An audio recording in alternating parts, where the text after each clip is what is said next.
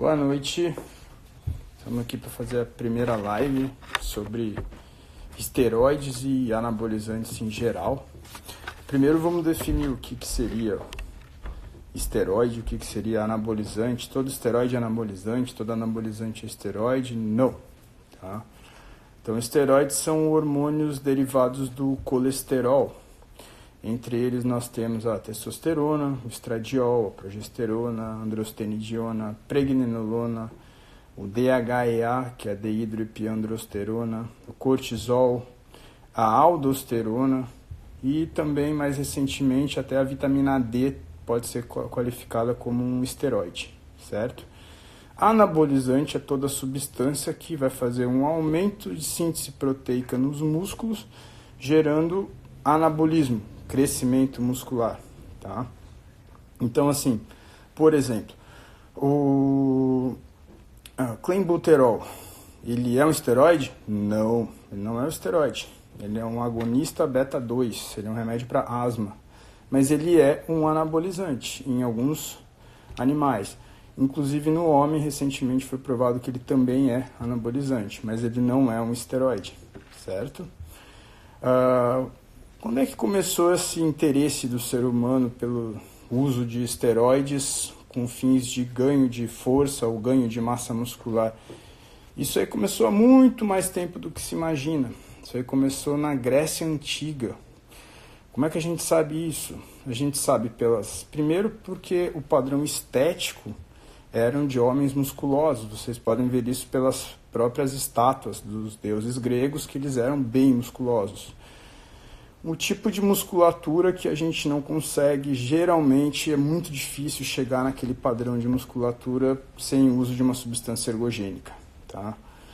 Segundo, pelos próprios relatos históricos, a gente sabe que os guerreiros, principalmente, comiam muita carne e principalmente muito testículo de animais. A gente sabe que a testosterona ela não é muito bem absorvida via oral, só que a quantidade de testosterona que eles ingeriam era muito grande. Então, assim, o que a gente tem de estudo, a gente sabe que a testosterona via oral pura, ela vai ser absorvida em torno de 1 até 6%. Se for com alimentos gordurosos, e geralmente eles faziam esses banquetes com alimentos gordurosos, a absorção aumenta. Então, eles poderiam chegar até uma taxa aí de 6% de absorção. Se eles conseguissem ingerir, aí, vamos dizer, 200 miligramas de testosterona por dia, comendo muito testículo de boi, de cavalo, de bode, seja do animal que fosse, eles conseguiriam facilmente estar colocando para dentro do corpo aí alguma coisa entre 12 e 20 miligramas de testosterona por dia, tá? Isso, se você colocar ao longo de 10 dias, equivale a praticamente uma aplicação de cipionato de testosterona 200 miligramas, que é a Deposteron. Então, começou muito antes do que se imagina, né? Isso foi evoluindo por volta da 1930, um pouco antes da Segunda Guerra Mundial. Os alemães isolaram a androstenediona da urina, e logo depois eles conseguiram sintetizar. Foi a primeira o hormônio esteroide sintetizado pelo homem. Mais para frente isso foi crescendo, essa pesquisa, começou a guerra. Durante a guerra foram testando. Em 1937 começou já o uso da metiltestosterona, muito tóxica por sinal, né? E esses estudos progrediram e foram muito maiores durante a guerra nos campos nazistas de concentração, onde eles testaram esteroides com os judeus, tá? Então, eles testavam nos judeus, e aí eles viam que o efeito colateral não era tão grande quanto se imaginava, e acabavam usando isso nos soldados, para aumento de resistência física, mais força, mais agressividade, e também para melhorar a cicatrização de feridas. E outro uso da testosterona foi aumentar a agressividade desses soldados, né? Depois da guerra entre 1940 e 1950, os russos começaram a sintetizar outros esteroides sintéticos agora, tá? não mais esteroides naturais sintetizados em laboratório, e a supremacia dele nos esportes levou que alguns cientistas, buscando ajuda entre os atletas russos desertores, desenvolvessem os esteroides mais modernos. Então, o primeiro esteroide desenvolvido nos Estados Unidos foi a metandrostenolona, que é o famoso Dianabol, né? Em 1958, o FDA aprovou o uso do Dianabol para uso em esportes, queimados e na sarcopenia do idoso. Então, essa foi a primeira indicação de uso do primeiro esteroide sintético feito por uma indústria farmacêutica. Tá? Entre 1950 e 1960, durante a Guerra Fria, começou aquela briga entre as duas potências, Estados Unidos e União Soviética, tentando chegar num esteroide perfeito, que seria o esteroide com o mínimo possível de efeitos colaterais, ou seja, eles queriam diminuir o efeito androgênico masculinizante do esteroide e potencializar o efeito anabólico desse esteroide. O ideal seria que tivesse 0% de androgenicidade e 100% de anabolismo, né? Nessa época, mais de 1000 ésteres de testosterona ou da dihidrotestosterona ou da nandrolona foram desenvolvidos. Dentre esses ésteres, desses mais de 1000 ésteres, para vocês terem uma ideia, somente menos de 100 entraram em comercialização. Tá? O que aconteceu com o resto ficou guardado nos arquivos, mas isso é um papo para depois. Entre 1960 e 75, teve uma epidemia de uso, e aí começaram os efeitos colaterais, e o Comitê Olímpico Internacional resolveu proibir o uso dos esteroides em competições. Isso aconteceu em 76. Mas eles só testavam na competição. Então o atleta se preparava, usava e parava 3 meses antes, porque ele sabia que não ia ser pego no teste. Depois de 85 começaram os testes off-season, e qualquer momento. E é como é até hoje em dia, né? Depois de 88, com o Ben Johnson, o negócio ficou muito escancarado e aumentou muito a guerra contra o uso do doping, né? Em 1990, os Estados Unidos baixou o Steroid Control Act e classificou os esteroides na categoria 3, e a posse, uso, venda era considerado crime, né? E aí em 2000, o Patrick Arnold, ele pesquisando alguns arquivos daqueles esteroides que não tinham sido aprovados para uso lá atrás, resolveu lançar algum desses esteroides como suplementos, o nome pré-hormônio. Então esses pré-hormonais que vocês vêm vendendo como suplemento por aí, até hoje continua essa briga de gato e rato. O FDA vai lá, proíbe um, o pessoal vai lá e desenterra uma moléculazinha antiga e coloca à venda como pré-hormônio suplemento. Depois de 6 meses, mais ou menos, o FDA vai lá, cataloga aquilo ali e proíbe novamente. E assim continua até hoje. Essa é a história dos pré-hormônios. O problema de pré-hormônio, ele é um esteroide que não foi aprovado para uso humano. Aí você pega esse esteroide e coloca à venda. Riscos altíssimos, mais até do que os próprios esteroides tradicionais. E assim, mais ou menos, é a história dos esteroides. Tá? O que a gente vê hoje? Tá? Até 2000 e mais ou menos 2010, 2011, meados de 2013, né? Tinha sim uma corrente forte dentro, até, inclusive, da medicina, de algumas pessoas dizendo que não é bem assim, os efeitos colaterais não são tão exagerados como se fala, existe um uso racional, existe um espaço para um uso racional de esteroides para fins de melhora de performance física ou para fins de melhora de até autoimagem, tá? Não vamos entrar aqui com a palavra estética, tá? Porque eu não gosto dessa palavra, eu acho que a estética é uma consequência, entendeu? A maioria das pessoas que quer usar um esteroide não é simplesmente por estética. Às vezes está muito mais na questão de performance física, fazer bem para a imagem corporal da pessoa do que simplesmente estética. Tá? Então, o que a gente está vendo hoje em dia? Né? Em 2013 foi realmente lançado até inclusive um artigo dizendo que o efeito dos esteroides não era tão intenso, ou os efeitos colaterais não seriam tão exacerbados quanto se falava pela comunidade médica.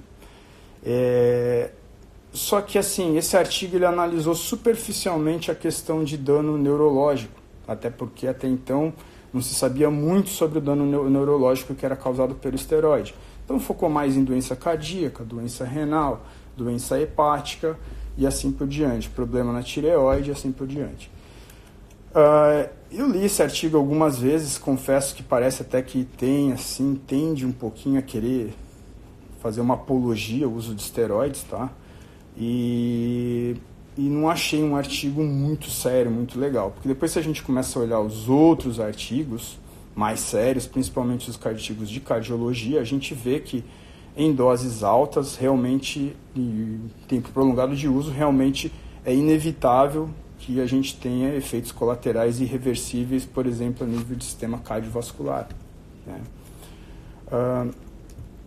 Eu vou tentar achar aqui para vocês o estudo que eu falei que pergunta se eles são exagerados.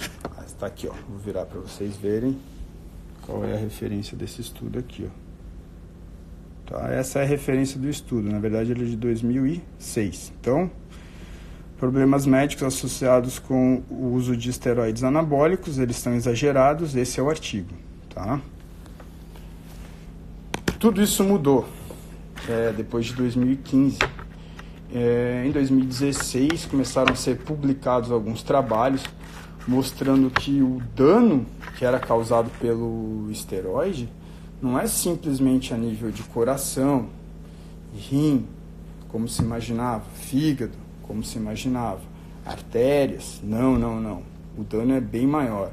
Eles achavam que o que acontecia era que durante o uso do esteroide, pelo excesso de uso de esteroides, principalmente os mais androgênicos, né, os mais masculinizantes, você teria aquela agressividade típica de um excesso de testosterona. E que depois de cessado o uso, isso aí desaparecia. Só que esses estudos revelaram que não era bem assim, tá? Então, assim, teve um estudo que foi bem interessante, que eles avaliaram o tamanho do cérebro de ex-usuários de esteroides. O que tinha em comum entre esses usuários de esteroide, a nota de corte, vamos dizer que foi para entrar no estudo, era o uso de 2 gramas de testosterona ou esteroides androgenicamente equivalentes a 2 gramas de testosterona ou mais por dia, durante pelo menos 6 meses consecutivos ou 6 meses no somatório total. Então, quem tinha usado isso ou mais entrou para o estudo. O que eles viram? Uma diminuição de 20 a 25% do cérebro. O cérebro deles atrofiou. Outros estudos apareceram depois, vários outros, inclusive outros estão em andamento. Em 2017 saiu um segundo artigo bem interessante, onde eles conseguiram evidenciar qual era o tipo de dano neurológico que o esteroide causa. Eles conseguiram ver que esse dano era maior numa área que vai controlar libido, por isso que muitos ex-usuários de esteroides nunca chegam a recuperar 100% a libido como era no início, mesmo quando eles param. Cognição e memória, ou seja, raciocínio e memória, isso aí também vai ficar um pouquinho diminuído, tá? E a terceira coisa que eles perceberam era na área de humor. Então, assim, por isso que a maioria dos usuários pesados de esteroide, quando param, entram em depressão ou desenvolvem crises de mania, ou nos casos mais exagerados, o dano é tão grande que eles podem chegar a ficar esquizofrênicos. Então, assim, vale a pena? Tem que botar na balança. Ah, mas eu faço o meu ciclo com o doutor tal. Tá, o doutor tal não é mágico. Tá? Você pode ir no melhor médico do mundo, no endocrinologista que mais entende de hormônio no mundo. Ele ao seu lado, com certeza, é uma segurança a mais. Mas a gente não vai conseguir excluir ou zerar os efeitos colaterais só porque você tem um médico do seu lado. Com certeza um médico do seu lado vai ajudar a diminuir bastante, mas excluir o risco, não. Tá? Isso a gente vê muito no consultório. Alguns pacientes chegam ali, nunca usaram, querem usar e falam, não, eu te procurei porque eu quero usar, porque você é médico e eu quero fazer uma coisa segura. Não, não existe usar esteroide com segurança, tá? Sempre tem um risco. Principalmente porque os riscos, efeitos colaterais, dependem muito da tua individualidade biológica, da tua genética. Um exemplo, eu acompanho alguns fisiculturistas. De vez em quando eu consigo que alguns deles façam exames para ver como é que está o estado geral de saúde. Um desses especificamente me mostrou os exames com 9 meses de uso, estava se preparando para um campeonato grande, e doses altas, drogas pesadas, tá? Típico do que eles usam. E eu confesso para vocês que eu fiquei assustado quando eu olhei o resultado dos exames, porque não era o que eu esperava. Eu realmente esperava um estrago maior, e não foi tão grande assim. Aí o cara que é um pouco desinformado, ouve uma informação dessa e pensa, então fulano usou, não deu problema nenhum, vou usar. E vou fazer a mesma coisa que ele fez, vou usar a mesma quantidade pelo mesmo tempo. Bom, pelo outro lado, eu já vi pessoas usando 1/10 do que essa pessoa usou, por pouco tempo, 1 mês, 2 meses, e tendo 3, 4, 5 vezes... tendo 3, 4, 5 vezes mais efeitos colaterais do que essa pessoa, tá? Então, assim, é igual jogar uma roleta russa, tá? Só que no caso você está jogando uma roleta russa com 2 ou até 3 balas no tambor, não só uma bala no tambor. Não dá pra gente saber, não dá pra gente ter certeza se isso vai ser seguro ou se isso não vai ser seguro, tá? Então aqui eu vou começar agora a responder algumas perguntas que me enviaram antes, que eu coloquei disponível isso durante a semana, né? E algumas pessoas já começaram a enviar essas perguntas. Então vamos lá, tem as perguntas aqui. Vamos ver, então tá. Existe tratamento hormonal sem efeitos colaterais? Não, não existe tratamento hormonal sem efeitos colaterais. Tá? Se você tiver sorte e tiver esse tipo de metabolismo igual desse atleta que eu comentei, os riscos vão ser minimizados, tá? Mas vai existir sempre algum efeito colateral. Não existe tratamento hormonal zero efeito colateral, mesmo com um médico do lado. Não existe, tá? É possível manter o ganho obtido com o uso de anabolizantes, ou é sempre necessário uma reposição hormonal para manutenção do nível adquirido? Isso depende muito mais do teu treino, da tua dieta, do teu descanso, da tua maturidade muscular, tá? Do teu tempo de treino, do que realmente do uso de hormônio. Uma outra coisa que está me preocupando muito é garotos novos de 16, 17, 18 anos começaram a treinar, sei lá, aos 15, 16 anos de musculação, depois de 2 anos de treino já querem fazer um ciclo virando Arnold Schwarzenegger.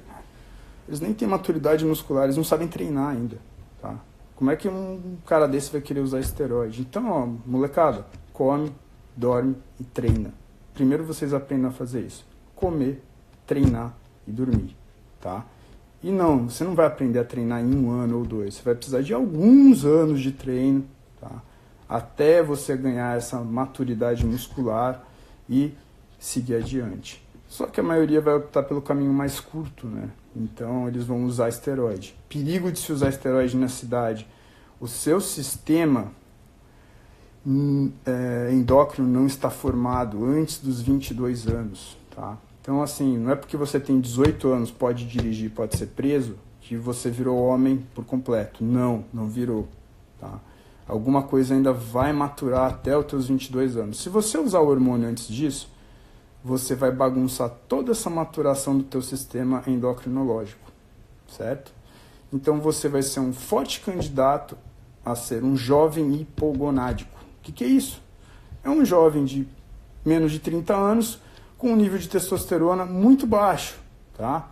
Abaixo de 500, às vezes até abaixo de 400, que é um nível de testosterona que geralmente a gente vai ver num senhor acima dos 70 anos, e às vezes nem num senhor acima de 70 anos.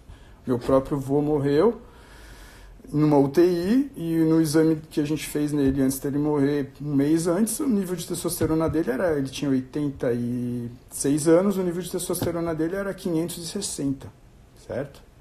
Então, nunca usou esteroide, tá? Então, produziu testosterona em altos níveis até praticamente morrer. A terapia de reposição hormonal é indicada para homens a partir de qual idade? A terapia de reposição hormonal, como o próprio nome já diz, é uma terapia para corrigir uma insuficiência. Então, você vai corrigir um problema na produção de hormônio. Então, o corpo não está produzindo hormônio. E aí você vai repor esse hormônio. Pode ser permanente a reposição, se for geralmente em pacientes mais velhos. Em pacientes mais novos, você faz uma reposição parcial e tenta descobrir a causa desse problema, né? Se ele for reversível, você tenta reverter o problema e fazer o corpo dele voltar a produzir, que é o correto, tá? Agora, isso que eu estou vendo por aí, molecada 25, de novo, dos 25 aos 35 anos, dizendo, chegando lá e faço reposição hormonal porque meu nível de testosterona sempre foi baixo, não é bem assim, tá? Tem que se investigar mais a fundo e ver por que esse nível está baixo, tem que corrigir isso aí. Um jovem é capaz de produzir testosterona, a não ser que tenha tido um acidente, recebeu radiação, trauma, até mesmo excesso de calor pode causar algum dano no testículo, tá? Diversos tipos de problemas podem causar isso aí, então é isso que tem que ser investigado. Se for investigado e a gente descobrir que realmente não tem jeito, não dá para o corpo dele produzir, aí não interessa a idade, você vai ter que entrar com a reposição para manter a saúde desse paciente, tá certo? Quais os efeitos colaterais de uma terapia de reposição de testosterona a longo prazo? Depende, mais uma vez, da dosagem que está sendo usada e qual a finalidade, idade do paciente, né? Terapia de reposição hormonal, a gente vai visar o terço superior da que a gente chama de faixa fisiológica. Então, o que seria isso aí? Em números, né? Isso aí seria alguma coisa entre 600 e 900 nanogramas de testosterona, tá? O que a gente está vendo? Pacientes jovens aplicando 200 miligramas de testosterona, 250 miligramas de testosterona por semana, uma Durateston, uma Deposteron por semana, dizendo que fazem reposição hormonal. Isso é reposição hormonal? Não, não é. Não se iludam. Isso é ciclo anabólico, tá? A reposição hormonal, se você fizer a reposição com essa quantidade de testosterona, facilmente a tua testosterona vai passar dos 1.500, chegando aos 2.000. Então é mais de duas vezes o limite superior da faixa fisiológica. O que você vai ter de efeito colateral? Primeiro que o teu testículo vai atrofiar. Você não vai mais produzir testosterona depois de um tempo, certo? Segundo, que além de ter essa atrofia testicular, você vai desenvolver alguns outros problemas. O problema que assim, a gente vê que acaba desenvolvendo mais rápido é uma coisa que chama policitemia. O sangue fica grosso, produz muitos glóbulos vermelhos. E isso aí pode aumentar as chances do cara ter uma trombose, um infarto, um AVC, tá? Mesmo em paciente novo, tá certo? Na sua opinião, qual o melhor anabolizante atualmente? Creatina? Como eu disse, anabolizante é tudo que faz você ganhar massa muscular, aumentar a síntese de proteína muscular. Com menos efeitos colaterais e só benefícios, eu acho que é a creatina, tá? Vamos ver outras perguntas aqui. Não sei se durante o ciclo, pela retenção de líquidos, a minha pressão aumenta. Depois de passar, volta ao normal. Isso é muito prejudicial. Preciso usar medicação para pressão durante o ciclo, depois parar. Bom, se o teu ciclo está fazendo a tua pressão aumentar, você não deveria continuar com o ciclo. Simples assim, tá? Então, não é normal. Não é normal. Sobe. É um dos efeitos colaterais, o nome já diz, que o efeito colateral, seja pela retenção de líquidos, seja pela maior produção de células sanguíneas, pode sim a pressão subir, tá? Aquele paciente que eu comentei, o fisiculturista que toma um monte de coisa durante um tempão e não tem efeito colateral, a pressão dele não sobe. Por quê? Porque ele tem uma individualidade genética, biológica dele que protegem ele. Aí chega um moleque de 18 anos, vê o que ele está usando, quer usar igual. Aí vai dar problema. Certo? Uma dúvida exatamente o que eu tenho é se existem alternativas menos agressivas, sem comprometer a minha saúde. Bom, como a gente fala de esteroide, vou repetir sempre isso, tá? Não existe uso de esteroide sem efeito colateral. Não existe.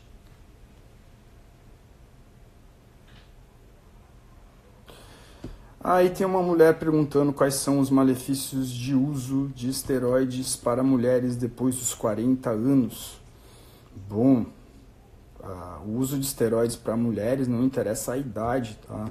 Ela pode ser extremamente prejudicial, mais prejudicial do que para o homem, tá? E eu tô vendo bastante coisa errada sendo feita por aí e bastante coisa errada acontecendo dentro das academias.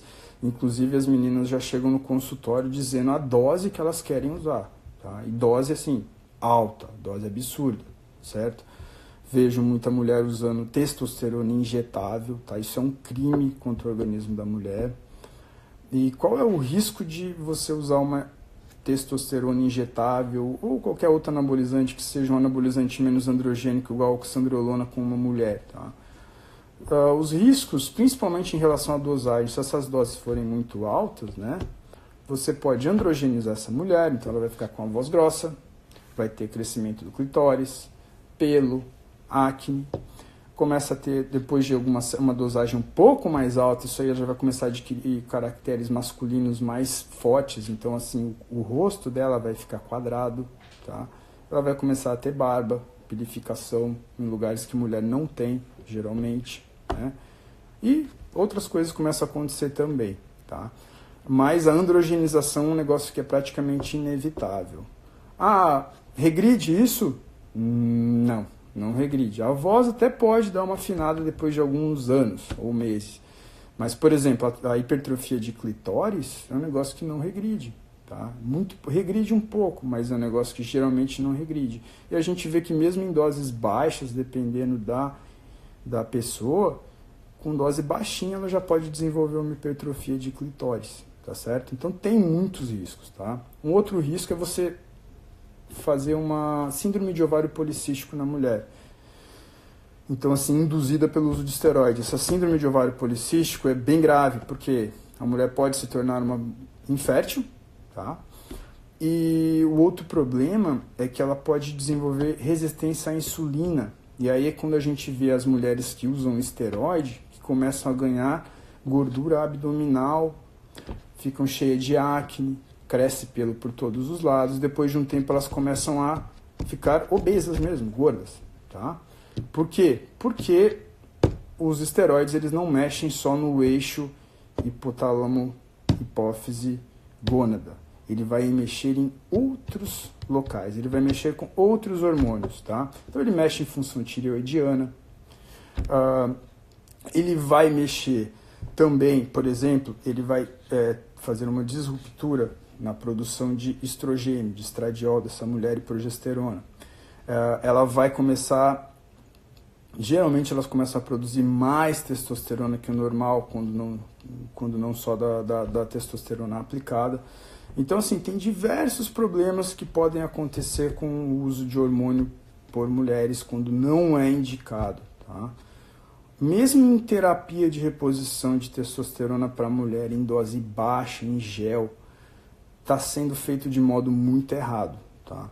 A maioria das vezes eu vejo os pacientes chegando com doses altas de gel, e aí quando a gente olha nos exames, elas estão numa faixa ali de testosterona que chega a ser 2 ou até 3 vezes maior do que seria o normal para uma mulher.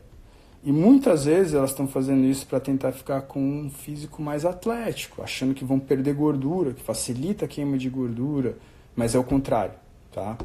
Se você faz isso e inibe a produção de hormônio feminino, estradiol, isso tanto no homem quanto na mulher, tá? Porque muitas vezes no ciclo o pessoal abusa de bloqueadores de hormônio feminino, os bloqueadores de aromatase, e aí o que acontece é que o estradiol, tanto no homem como na mulher, ele é responsável por outras funções biológicas, tá? Entre elas o controle da fome, a produção de gordura nos adipócitos, libido e humor. Então, assim, sem estradiol, tanto o homem quanto a mulher podem ficar depressivos, libido baixa, principalmente no homem, tá? O homem é muito sensível a baixos níveis de estradiol em relação à libido dele. Ele pode estar com a testosterona de super-homem, 2.000, 3.000, 2, 3 vezes mais o nível fisiológico superior. Se ele tiver sem estradiol, a libido é zero, tá certo? Então, assim, ela vai ficar sem libido, depressiva e vai engordar. Que era exatamente o contrário do que ela queria. Mais algumas perguntas.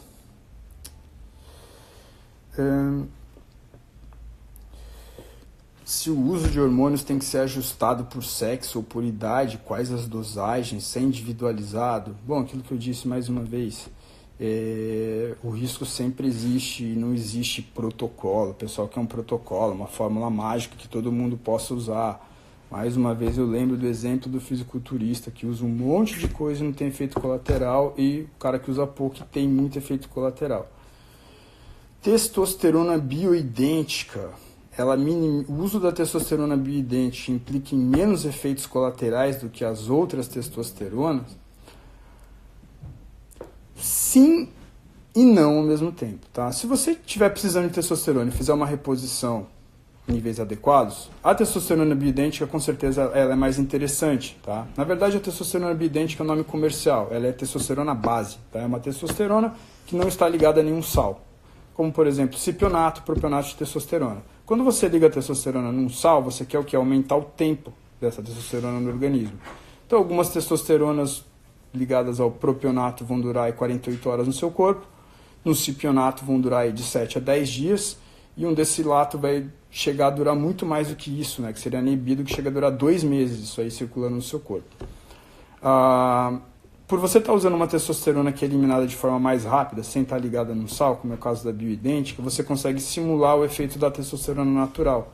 Porque ao longo do dia a gente tem baixos e altos da testosterona. Geralmente ela vai estar alta na manhã, primeira metade do dia, e baixa à noite principalmente. Por quê? Porque a testosterona é um hormônio que é neuroexcitatório, ela te deixa acordada. Se ela estiver alta à noite, vai atrapalhar o sono, que é uma coisa que é bem comum nos usuários de esteroide, insônia ou um sono que não é reparador. Por quê? Porque eles estão o tempo todo com a testosterona alta. Isso aí vai atrapalhar o sono deles, entendeu? Então é isso. Tem que ser feito tudo o mais próximo possível do fisiológico. Aí a chance de ter problemas é menor, tá? Aí outra pergunta aqui, eu não posso deixar de falar essa aqui, né? Tem um sujeito aí da odontologia que foi preso, inclusive, por mando da Conselho Regional de Medicina de Santa Catarina. Ele se dizia um guru aí dos hormônios, né? E fazia cursos dizendo que o uso de testosterona poderia até curar câncer, tá? E alguém me perguntou se isso aqui é verdade. Não, não é verdade, não. Pelo amor de Deus, não cura, não, tá? Pode, inclusive, piorar. E se melhora doenças autoimunes, a mesma coisa. Não, não. O que esse cara fez, ele é louco, ele é maluco, tá? Não escutem o que ele falou. Certo?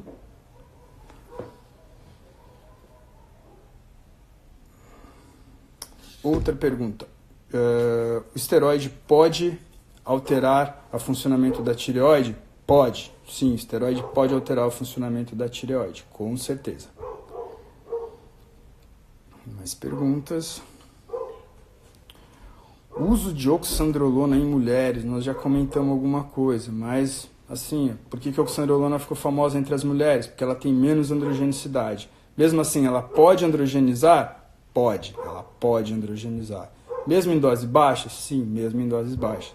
Eu já vi oxandrolona, mulher fazendo uso de oxandrolona com 5 mg só, se enchendo de acne, perdendo o cabelo e ficando com a voz grossa. 5 mg ao dia, tá? Um comprimidinho pequenininho de 5 mg.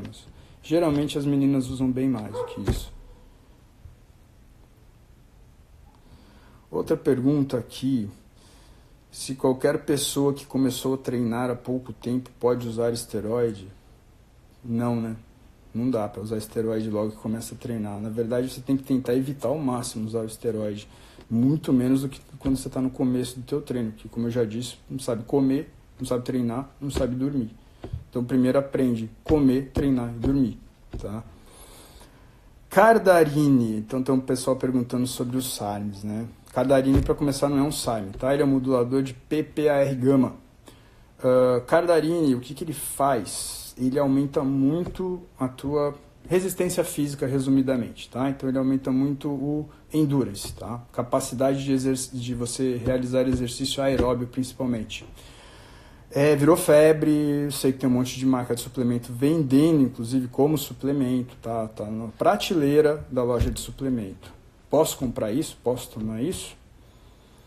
Causa câncer, tá? Temos aí já 5 ou 6 estudos provando que diversos tipos de cânceres podem ser causados pelo uso do cardarine. Inclusive foi esse o motivo dele ter sido tirado da pesquisa, porque ele era um medicamento para tratar síndrome metabólica.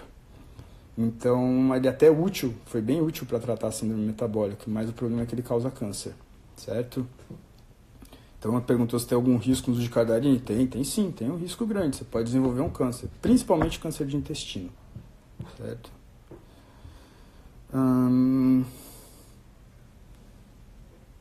Outra pergunta sobre o cardarine. Uma pergunta agora bem inteligente aqui, né? Qual a diferença entre SARMs e esteroides? Bom, como eu disse, na década de 60 eles estavam naquela busca do esteroide perfeito, que seria o zero androgenicidade, 100% anabolismo. Conseguiram? Ainda não. Tá? Então aí apareceu uma segunda classe de estimuladores hormonais, né, que eles chamaram de SARMs, que seriam Selective Androgen Receptor Modulators. Tá? Então é modulador seletivo do receptor androgênico. Então é isso que ele faz. Na teoria, ele deveria estimular ao máximo possível o receptor dentro do músculo e o mínimo possível nos outros locais. Então o que eles querem? Anabolizar músculo e osso, principalmente para tratar pacientes mais velhos. E ter o mínimo de efeito possível em próstata, principalmente, mama, em sistema nervoso central, que é esse hoje a nossa maior preocupação. Deu certo? Tá dando. Nas pesquisas tá dando certo. Tá? Dose, bem baixinho. Muito baixo. O que aconteceu? Mais uma vez, isso aí caiu na mão da indústria de suplemento black market. Essas marcas de suplemento meio black market começaram a disponibilizar produtos geralmente subdosados ou mesmo falsificados. Então você comprava ali um pote que tinha 5 miligramas de um SARM, não tinha 2, 3 miligramas ou até menos. Então, como não tinha muita referência de dosagem de uso, o pessoal começou a usar esses SARMs aí subdosados na internet e começaram a fazer relato de uso. E aí começaram a ter uma tabela ali de dosagens efetivas, né? É muito comum isso aí dentro no meio dos esteroides, né? As dosagens efetivas que os atletas mesmo descobrem quais são. Só que aí, depois que algumas marcas começaram realmente a colocar ali à venda esses SARMs para pesquisa, e aí a dose é a dose correta, e no Brasil existe ele disponível para manipulação, e mais uma vez é o verdadeiro na dose correta, os efeitos colaterais nessas doses aí que o pessoal achou que era correta, a gente viu que não é bem o que se pregava, tá?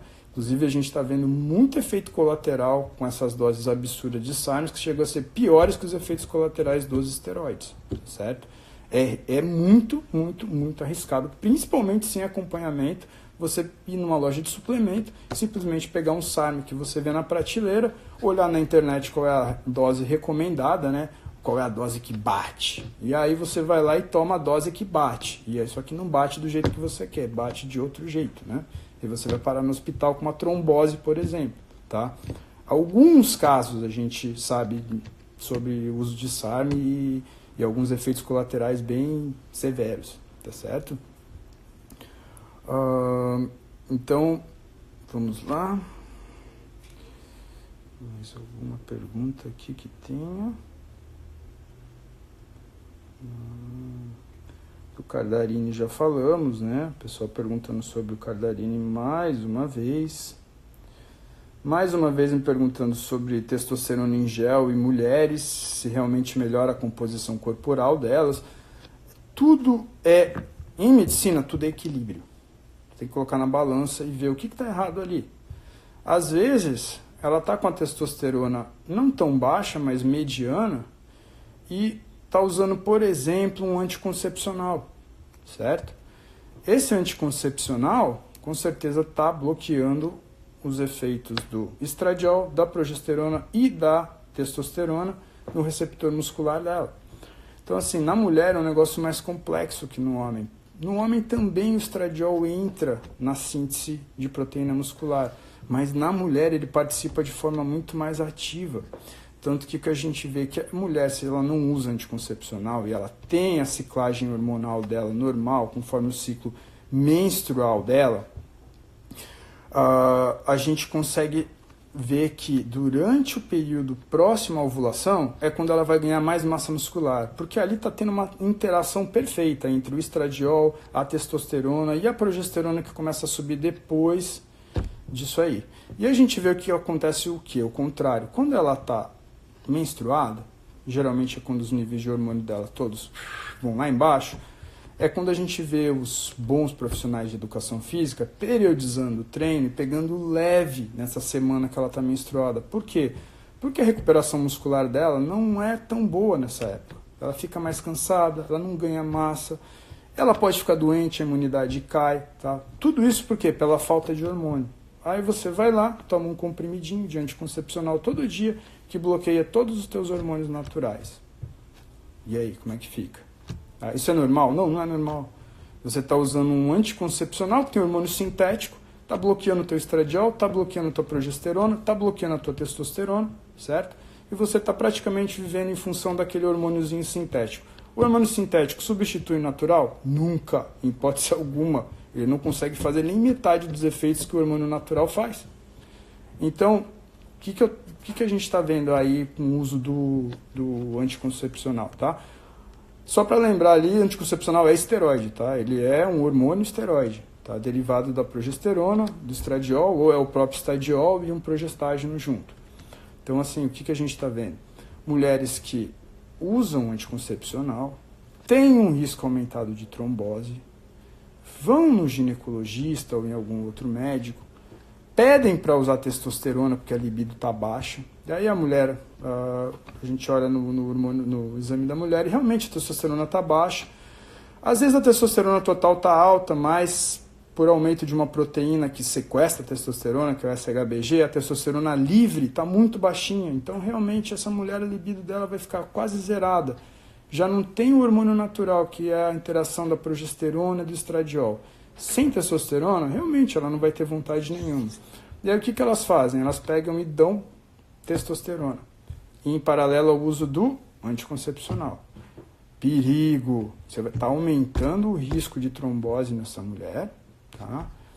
E você não vai conseguir os efeitos positivos que você quer da testosterona. Pode melhorar um pouco a libido dela, mas depois de algum tempo ela vai adquirir uma tolerância e aquela testosterona em gel já não vai mais fazer efeito para ela. E aí é quando elas aumentam a dose. E aí é quando começam a vir mais efeitos colaterais. Então, quem usa anticoncepcional, se você quer se livrar dos efeitos colaterais do anticoncepcional, não é colocando outro remédio que você vai conseguir. É trocando o método. Vai colocar um DIU de cobre, conversa com o teu ginecologista sobre outros métodos não hormonais. Certo?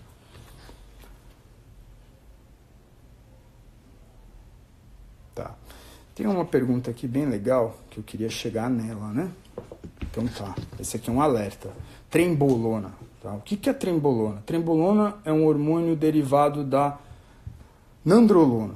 Tá? A nandrolona é a famosa DECA. Tá? São os noresteroides. Então, assim, essa família de esteroides ela é um pouco atípica, porque ela não é derivada diretamente da testosterona. Então, a própria molécula base da nortestosterona já é uma testosterona sintética. Então, ele é um sintético derivado de outro sintético.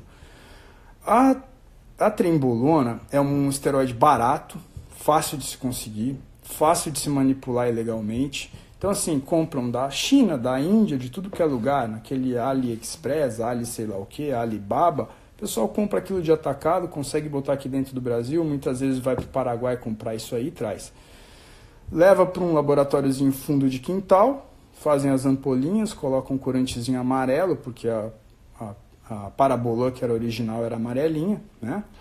E vendem, tá? Então é um esteroide barato, fácil de se conseguir. Na academia, praticamente todas as academias a gente vê algum traficante ali fazendo o trabalho dele sujo e vendendo trembolona.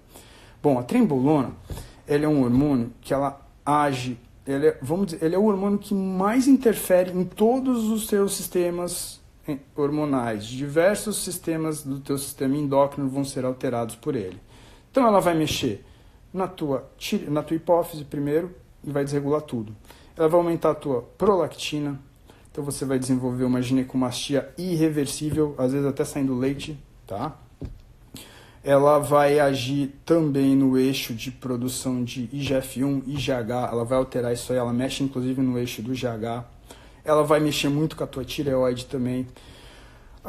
Ela é 5 vezes mais potente que a testosterona para ganho de massa, para perda de gordura. Então ela é uma droga que o pessoal usa e tem efeito rápido, muito rápido, tá? Esse que é o perigo, é aí que mora o perigo. Do mesmo jeito que ela tem esse efeito rápido, ela também é 5 vezes mais androgênica do que a própria testosterona, tá certo? Então, assim, o que vai acontecer?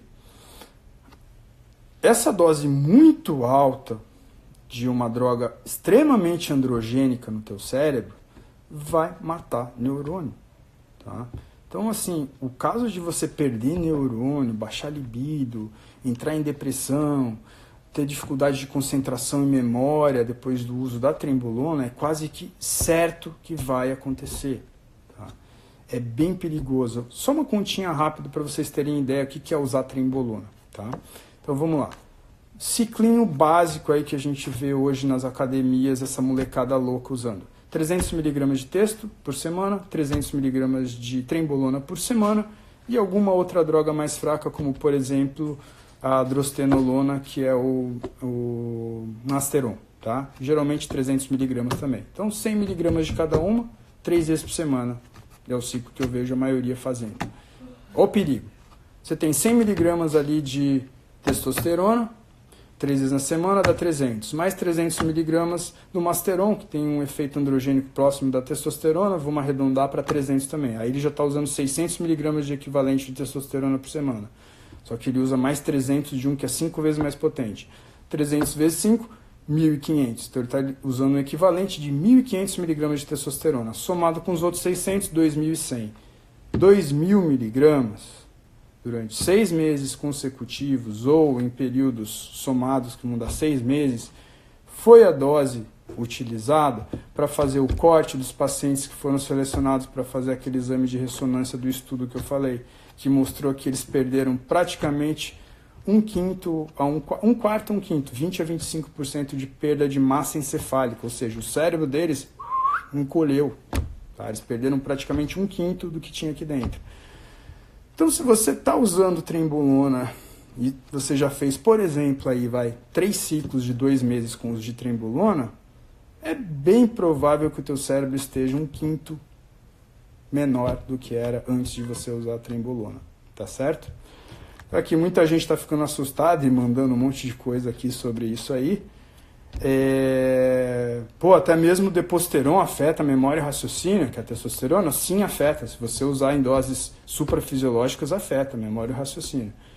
Foi o que eu falei, acima de 2.000 mg de equivalente de testosterona por semana foi o que foi usado em alguns estudos, mas tem outros estudos que já acharam alterações só com 1.000 mg de testosterona, tá? E tem aí um monte de gente que cicla com 1.000, 1.100, 1.200 mg de testosterona, achando que isso é pouco, inclusive, tá? O pessoal fala, não, o bom é 2 gramas de testosterona por semana. É aí que você vai ter mais efeito colateral, certo? Alguém já está perguntando sobre testosterona bioidêntica aqui, mas a gente já falou sobre testosterona bioidêntica, né? Outra pergunta que apareceu aqui é sobre a gestrinona. O que é a gestrinona? Tá? A gestrinona é um medicamento, é isso que a gestrinona é. Ela é um hormônio medicamentoso, ela é usada para tratar alguns problemas relacionados ao excesso de estrogênio na mulher.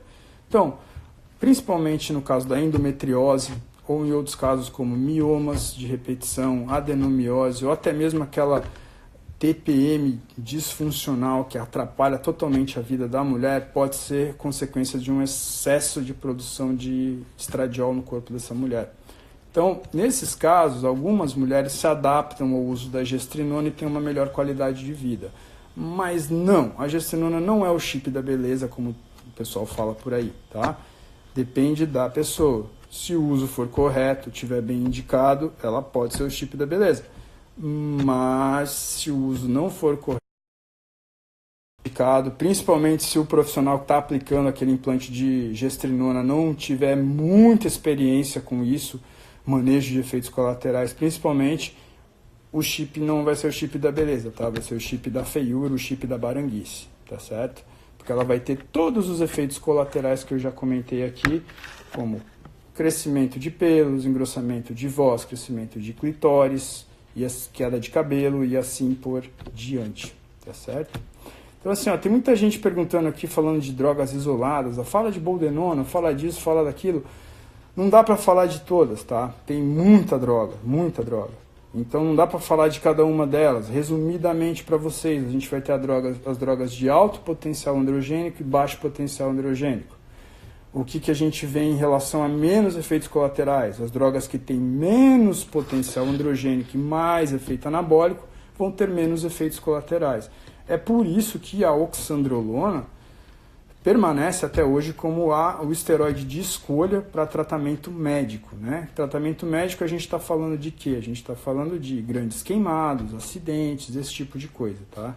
Então, HIV, tá? Então a oxandrolona ainda é a droga de escolha por causa disso, porque entre os esteroides ela que apresenta o perfil com menos androgenicidade e maior anabolismo. Quem vai entrar no lugar dela, provavelmente, os SARMs, mas isso aí ainda está em pesquisa, né? Não está concretizado ainda, né? A gente tem alguns SARMs aí que já tem uma certa segurança de uso, aí, como por exemplo o Ostarine, que foi o mais estudado até o momento. E só que a dose não é aquela dose que o pessoal usa, tá? É uma dose que a gente pode dizer aí que é 1/5, às vezes até 1/10 da dose que a gente vê o pessoal usando por aí. Por quê? Porque é bem simples. O SARM, ele é SARM até uma certa dosagem. A partir dessa dosagem, quando é muito SARM, ele já vai começar a estimular receptores que ele não deveria estimular. Próstata, cérebro, e assim pele, e assim por diante. Tá certo? Então, mais ou menos por aí é o que eu falei. Eu vou deixar salva a live aqui, que todo mundo está pedindo. Tem muita gente que entrou e saiu, falou que tinha coisa para fazer. E aí vai ficar disponível aí para vocês, depois quiserem mandar perguntas em inbox, se tiver alguma pergunta ou outra ali que eu não respondi na live, eu vou responder. Mas se tiver na live, eu não vou responder, já estou avisando aqui. Tá certo? Obrigado, pessoal. Boa noite, bom fim de semana a todos.